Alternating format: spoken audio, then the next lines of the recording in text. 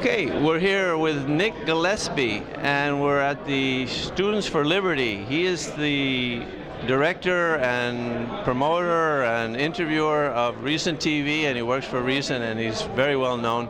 We want to talk to him about journalism. Okay. Well, I'm happy to be here, and I'm happy to talk about journalism. I think it's a golden age for journalism, not because of any one thing that somebody is saying or doing, but there are so many more viewpoints available now because of the internet, because of new technology that allows more people to engage in conversation about the news, to discover the news, to define what is news, that we're actually in a golden age of journalism. Do you think that mainstream media is doing a good job? Not particularly, but that isn't their function. What they are is they provide a kind of conventional wisdom, and they do report a lot that is useful. I mean, places like the New York Times, places like Fox News, places like CNN, and while I might fault any individual story they do, they produce a lot of information, but more important, they also are not the beginning and end of any story anymore, which they were, maybe 20 or 30 or 40 years ago. So it's easier now to engage with them and to kind of argue with them. Do they reveal the contradictions in our politicians' thinking? Sometimes they do. Sometimes they do. And places like the Washington Post, for instance, has recently talked about how, I believe they endorsed Barack Obama for president, but since his reelection, they've questioned some of his policies on immigration, on drugs, on war and executive power. They recently came out saying that he really should support the Keystone XL pipeline, which is a big issue, in which he had said he was in favor of, then kind of backtracked. So they, occasionally the mainstream media starts attacking and interrogating those in power, which I think is its best function. Do you think that they do a good job of examining the reasoning that support the various policies that the politicians advocate? No, I don't think the mainstream media does a particularly strong job of doing that, but that's less important. I mean, in the past, when all we had was mainstream media, that was more of an issue. But now, if they don't do it, and most of them don't, then other people will, so that we actually have a richer and more robust public discourse than we did 20 or 30 years ago.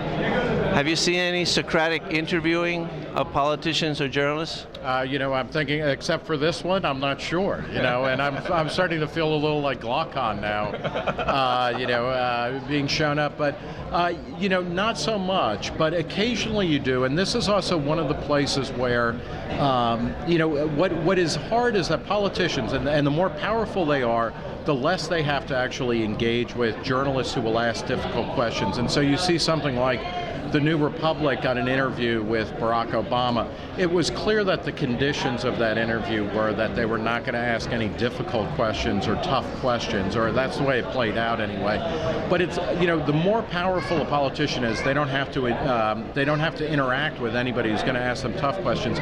But we can pose more questions to them, and if they don't answer it directly, nonetheless, their policies are being examined and interrogated more than ever. Let me tell you what is my gripe.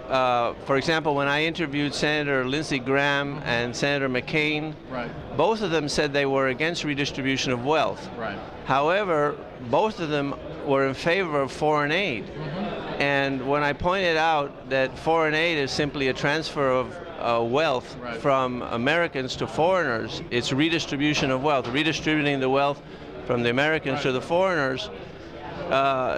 They both either try to ignore the question or run away, or And I suspect that'll be the last time that you interview either of them, and because if they recognize you, they're going to be like, okay, this is the guy who asked the question, which has an obvious answer, and I don't want to admit it, as Lindsey Graham or John McCain.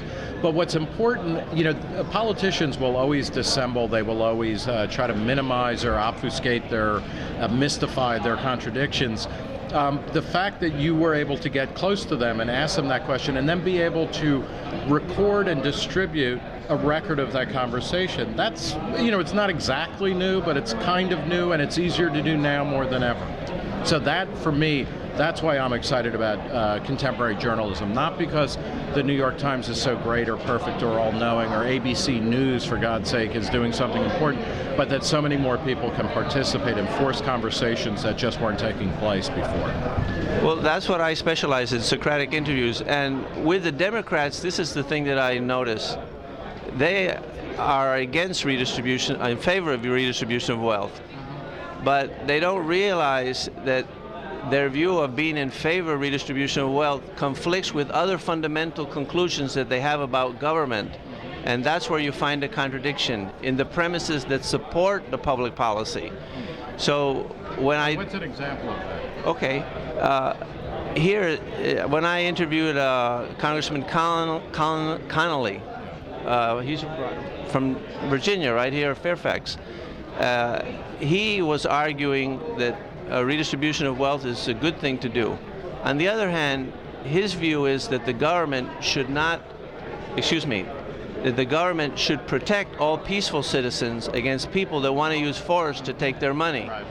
But he didn't realize that his advocacy of redistribution of wealth was using the government as an instrument to redistribute money from one group of citizens, taxpayers, to a special interest group, X, Y, or Z. Yeah. So with this... How did he respond when you pointed that out to him? Well, at first, he was following the reasoning, and he started it was a sit-down interview, so at least, we had some time to examine.